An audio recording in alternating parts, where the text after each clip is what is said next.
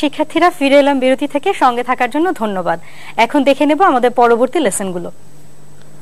Sir আমরা তো 1F পর্যন্ত দেখেছি। 1F পর্যন্ত দেখেছি আমরা। একটু যে গত কয়টা অনুষ্ঠানে আমরা লেসন 2A 3A এবং 4A সম্বন্ধে আলোচনা করেছিলাম। আমরা বলেছিলাম বাংলা বাক্যের শেষ শব্দটা হয় গন্তব্য। এই যে আমরা জানি বাংলা বাক্যের শেষে কি থাকে, হয় ভার্ব থাকে, না হলে নন ভার্ব থাকে, অথবা ভার্বের পরে হয় জাতীয় শব্দ থাকে। আচ্ছা, এই বাক্যের শেষ শব্দটি ভার্ব হলে আমরা জানি লেসন 2 ব্যবহার করতে হয়, নন ভার্ব হলে লেসন 3 ব্যবহার করতে হয়, এবং ভার্বের পরে হয় জাতীয় শব্দ হলে লেসন 4 ব্যবহার করতে হয়। আরো জেনেছি যে বাংলা বাক্যের শেষে যে ভার্ব হবে এরকমের হাজার হাজার বাক্য কিন্তু বাংলা ভাষায় আছে। বাংলা বাক্যের শেষ শব্দটি নন ভার্ব, এরকমের হাজার হাজার বাংলা বাক্য বাংলা ভাষায় আছে। যে সমস্ত বাংলা বাক্যের শেষ শব্দটি ভার্বের পরে হয় জাতীয় শব্দ, সেরকমেরও হাজার হাজার শব্দ বাক্য বাংলা ভাষায় আছে। কারণ বাংলা ভাষা একটা সমৃদ্ধ ভাষা। তাহলে এত বিশাল ভান্ডারকে আলোচনার জন্য আমরা একটি ভাগ মানে একরকম ভাবে আলোচনা করলে সহজ হবে না। আলোচনার সুবিধার্থে এগুলোকে আমি কি করেছি, সেকশনে বিভক্ত করেছি। Section A, section B, section C, section D, section E, প্রত্যেকটিরই সেকশন 5টি করে সেকশনে বিভক্ত করেছি। আমরা দেখেছিলাম সেকশন এ ভুক্ত বাক্যগুলো ইংরেজি করতে হয় কিভাবে। আমরা দেখেছি যে সমস্ত বাংলা বাক্যের শেষ শব্দটি ভার্ব, সেই বাক্যগুলোকে ইংরেজি করার জন্য সেকশনের এ সেকশনের বাক্যগুলোকে ইংরেজি করার জন্য যে লেসন, সেই লেসনটির নাম হচ্ছে লেসন 2A। যে বাক্যের শেষ শব্দটি হলো নন ভার্ব, সেটার আমরা বলেছিলাম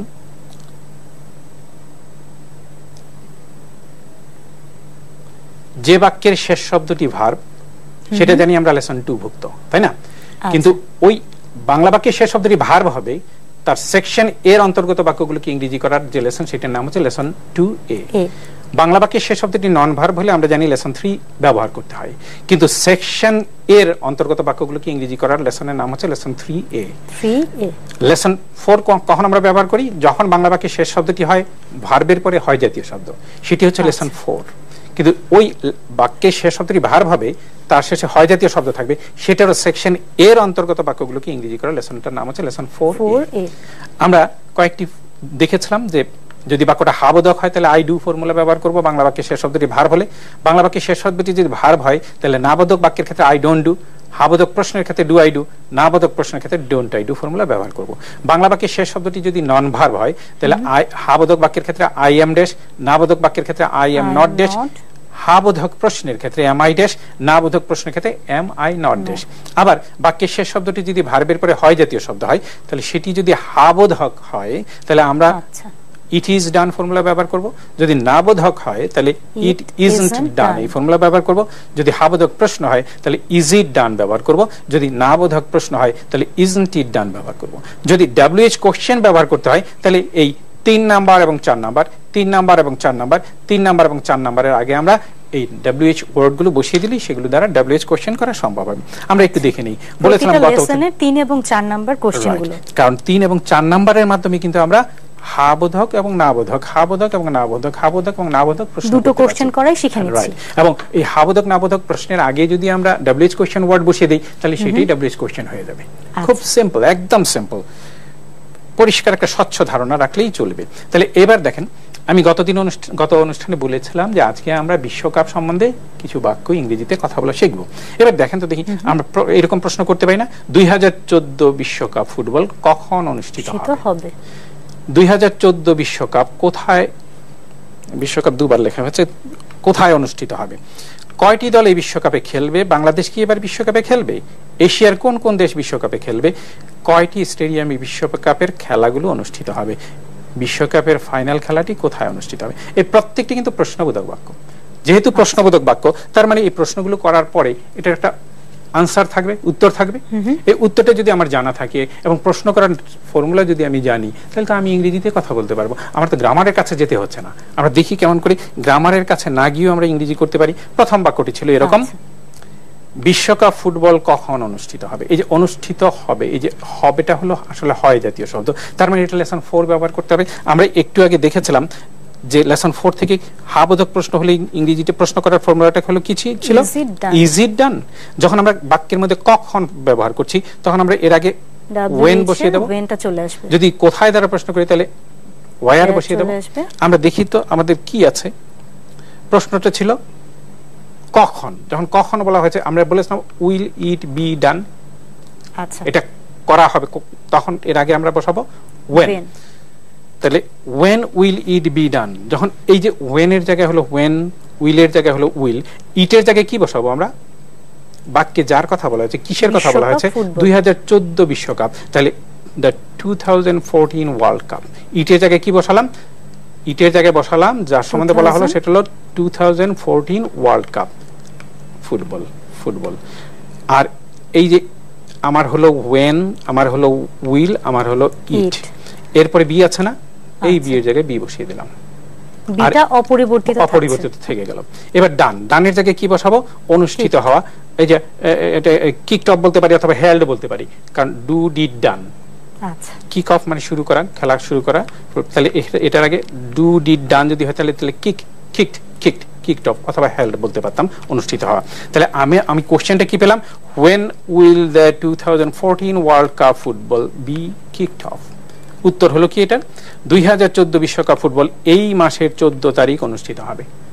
আচ্ছা, 12 তারিখ অনুষ্ঠিত হবে, 12 তারিখ অনুষ্ঠিত হবে, ও সরি 12 তারিখ অনুষ্ঠিত হবে। তাহলে কি হলো ফর্মুলাটা, আনসারটা হবে ইট উইল বি ডান।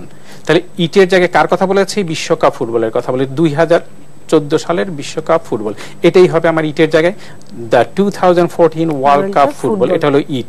তারপরে হবে উইল বির জায়গায় উইল বি হবে, আর এই ডানের জায়গায় এখানে কিকড অফ ছিল, আমি কিকড অফ বসিয়ে দেবো। তাহলে ইংরেজিটা কি হয়ে গেল, আনসারটা কি হয়ে গেল, দ্য 2014 ওয়ার্ল্ড কাপ ফুটবল, এটা হলো ইট, উইল বি কিকড অফ।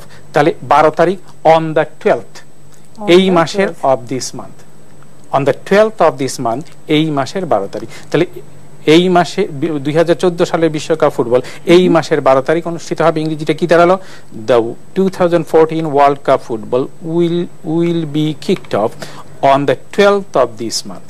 হয়ে গেল, আমি কোশ্চেন করতে পারলাম, আনসার করতে পারলাম। আমার তো এই এফএম ম্যাথের ফর্মুলাটার দরকার হলো, আমার তো গ্রামারের দরকার হলো না।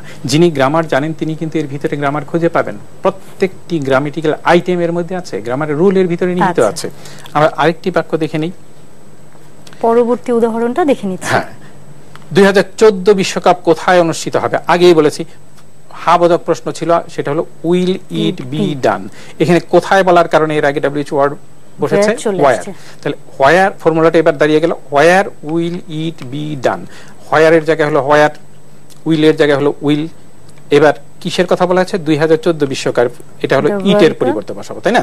এই যে হোয়ার উইল ইট, ইটের পরিবর্তে হবে 2014 বিশ্বকাপ, ইংরেজি হলো দ্য ওয়ার্ল্ড কাপ 2014, এভাবে বলতে পারি। তাহলে ইটের জায়গায় এই বি এর জায়গায় বিটা অপরিবর্তিতই থেকে গেল, আর এই ডানের জায়গায় অনুষ্ঠিত হয় এই জায়গায় আমরা এবার হোল্ড, হেল্ড, হেল্ড। তাহলে কি দাঁড়ালো, 2014 বিশ্বকাপ কোথায় অনুষ্ঠিত হবে, এটা where will it be done ফর্মুলার মাধ্যমে, where will the world cup 2014 be held. এটার উত্তর আমরা বলতে পারি এই বছর বিশ্বকাপ ব্রাজিলে অনুষ্ঠিত হবে। তাহলে এটা আনসারটা হয়ে গেল ইট উইল বি ডান। দেখেন এই যে প্রশ্নটা ছিল কি উইল ইট বি ডান, এই ইটটাকে ঘুরিয়ে দিলে, ইটটাকে সামনে নিয়ে আসলে আনসার হয়ে যায়, আর এই উইলটাকে সামনে নিয়ে গেলে কোশ্চেন হয়ে যায়।